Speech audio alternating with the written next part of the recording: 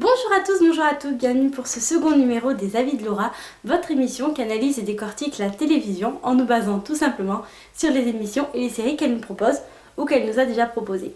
Alors pour ce second numéro, je décidé de vous parler d'un dessin animé qui a absolument marqué mon enfance, Batman, la série animée de 1992.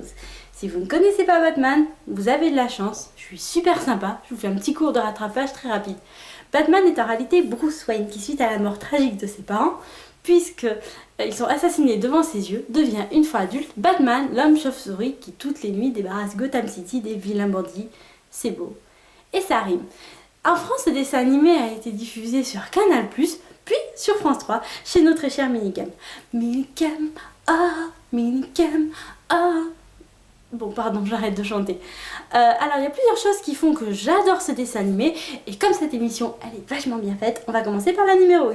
Donc, numéro 1, le doublage. Alors, il faut savoir qu'au niveau VF, on a beaucoup de chance pour le doublage, puisque Monsieur Richard Darbois, le dieu inconditionnel du doublage pour moi, qui est en fait la voix française d'Harrison Ford, du génie dans Aladdin, Biff Tannen dans la trilogie Retour vers le futur, Buzz l'éclair, avec lui on va vers l'infini et au-delà, et plein d'autres. Consultez sa bio, il a une expérience comme ça, j'arrive plus à trouver ma phrase.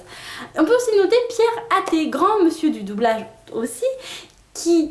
Alors Pierre Athé, je vais vous faire deviner. Imaginez... Nom de Dieu, Smarty! Vous avez reconnu? Bon, je suis désolée, je suis vraiment pas bonne en imitation. En fait, il s'agit de Doc dans la trilogie Retour vers le futur. Pierre Athé double là le Joker. Version VO, on est plutôt pas mal aussi niveau doublage.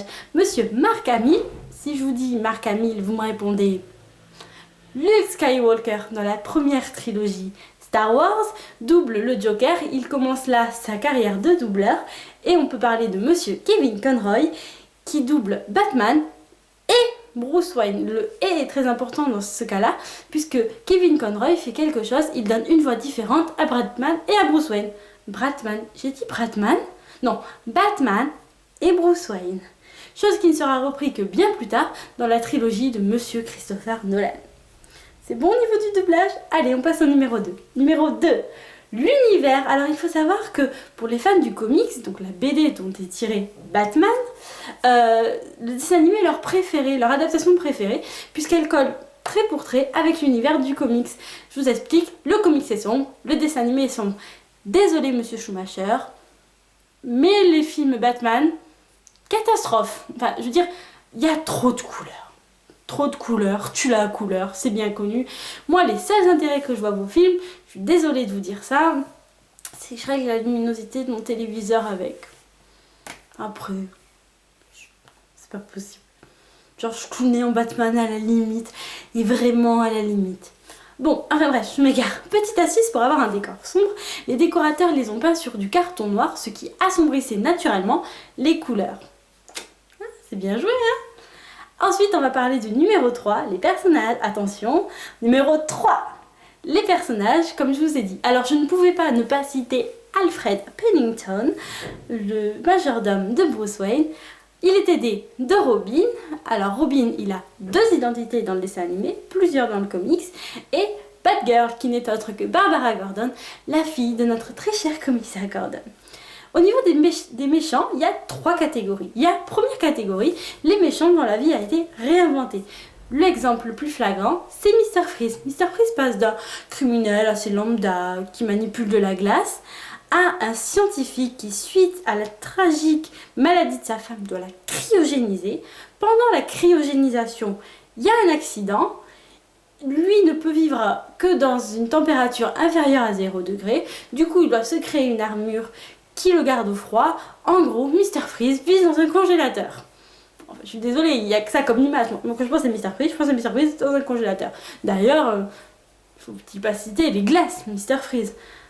Bon, d'accord, je sors. Je sors. Non mais en fait, j'ai quand même une vidéo à terminer, moi. Bon allez, on oublie. On passe à la deuxième catégorie, les personnages qui peuvent dire merci au dessin animé. Poison Ivy. Alors, Poison Ivy, ou l'empoisonneuse en VF, d'accord, c'est pas terrible, mais bon.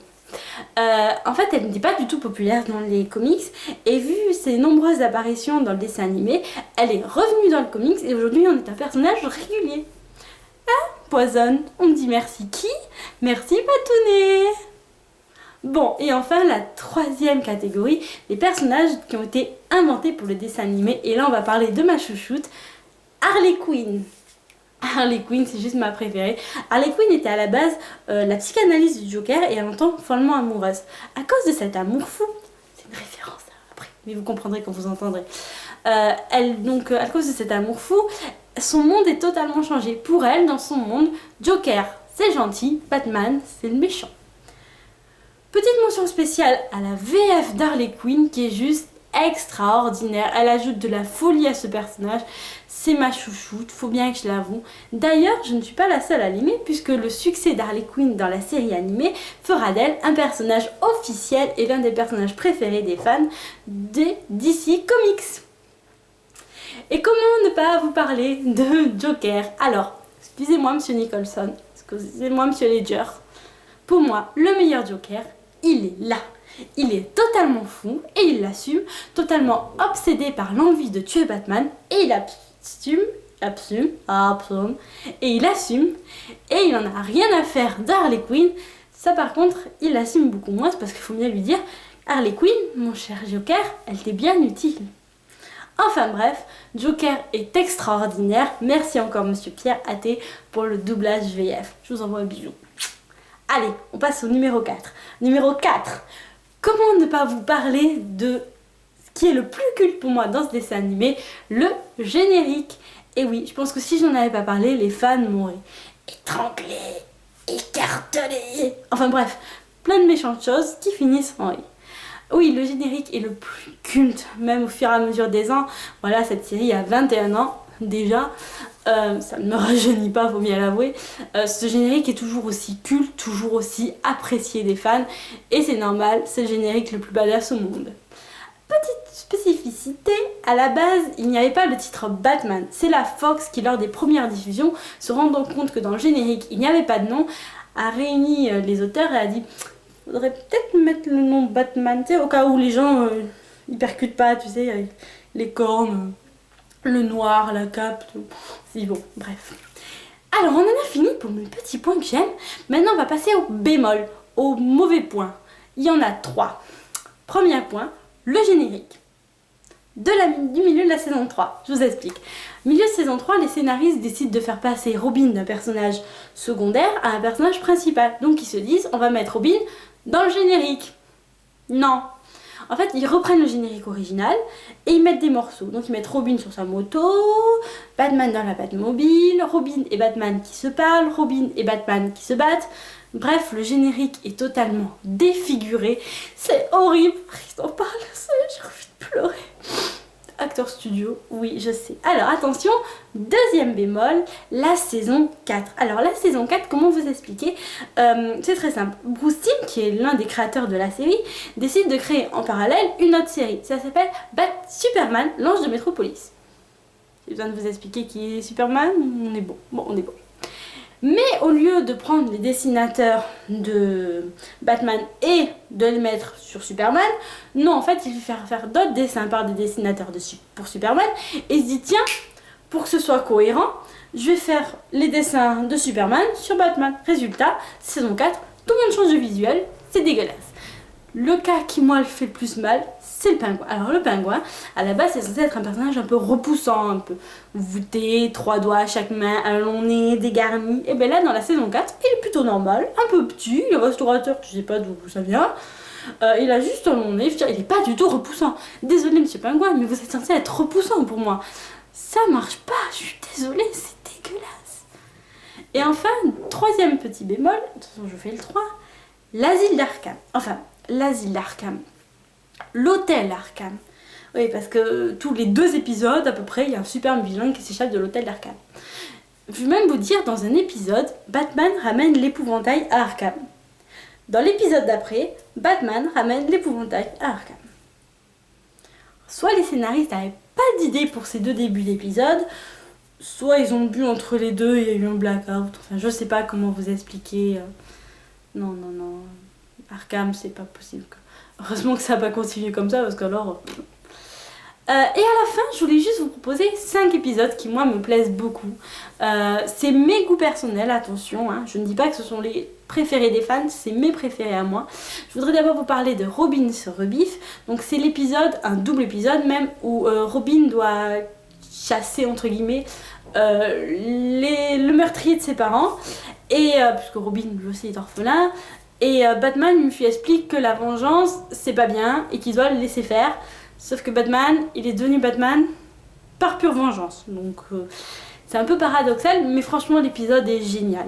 Ensuite, il y a Amour on Ice qui raconte l'histoire de Mr. Freeze. Et franchement, il est génialissime. Il y a Il s'en est fallu de peu qui raconte en fait une espèce de réunion. Tous les super méchants autour d'une table et disent, vous savez, moi aussi j'ai failli tuer Batman. Ah mais moi aussi j'ai failli tuer Batman. Ah mais moi aussi. Et puis ils le racontent et c'est vraiment très très drôle.